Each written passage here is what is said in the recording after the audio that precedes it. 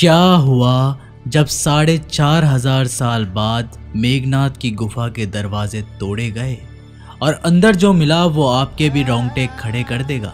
नमस्कार दोस्तों, आप देख रहे हैं भक्ति शास्त्र यूट्यूब चैनल। अगर आप लोगों को ये वीडियो पसंद आए तो वीडियो को लाइक, शेयर और हमारे चैनल को सब्सक्राइब करके बेल आइकन को प्रेस करना मत भूलिएगा। और एक बार सच्चे दिल से कमेंट बॉक्स में ज़रूर लिखिएगा, हर हर महादेव। इस घटना की शुरुआत होती है साल 2018 में।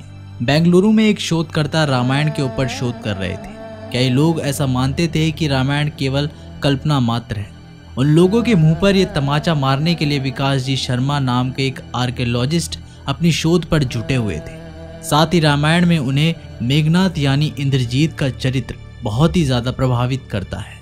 उनका ऐसा मानना था कि उसे पता था कि उसकी मृत्यु आनी तय है, क्योंकि वह भगवान के साथ युद्ध कर रहा था, लेकिन फिर भी उसके मन में अपने पिता के लिए अपार प्रेम था। ऐसा पितृभक्त ना तो पहले कभी देखा है और ना ही कभी भविष्य में दिखेगा, क्योंकि रामायण के कई सारे पात्रों से पहले से ही प्रमाण मौजूद है। लेकिन वह मेघनाथ के ऊपर रिसर्च करना चाहते थे कि आखिर मेघनाथ ने अपना निकुंभला यज्ञ कहाँ किया था, जिसे जानने के लिए और उसकी गुफा का पता लगाने के लिए वे श्रीलंका पहुंचे। श्रीलंका में विकास जी शर्मा को मात्र 3 दिन का वीज़ा दिया गया था और इन 3 दिनों के अंदर ही उन्हें अपनी रिसर्च को पूरा करना था। लेकिन उन्होंने हार नहीं मानी और विकास जी शर्मा, जो एक बड़े आर्कियोलॉजिस्ट थे, उस पर्वत पर पहुंचे जिसे सुमेरु पर्वत के नाम से जाना जाता है। और वैज्ञानिकों का ऐसा मानना है कि शास्त्रों में ऐसा लिखा हुआ है कि इसी सुमेरु पर्वत के ऊपर लंका नगरी बसाई गई थी।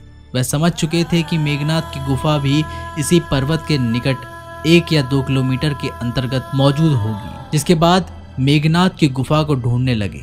मेघनाथ को इंद्रजीत भी कहा जाता है, क्योंकि उसने इंद्र को भी हराया था। मेघनाथ ने ब्रह्मा जी से अमरत्व का वरदान मांगा, लेकिन ब्रह्मदेव ने कहा कि यह वरदान प्रकृति के नियमों के विरुद्ध है, परंतु उसे यह वरदान देते हैं कि जब भी आपातकाल में कुलदेवी निकुंभला का तांत्रिक यज्ञ अगर वो करता है तो उसे एक ऐसा दिव्य रथ प्राप्त होगा जिस पर वो सवार होकर अगर युद्ध करेगा तो उसे कोई भी नहीं हरा पाएगा।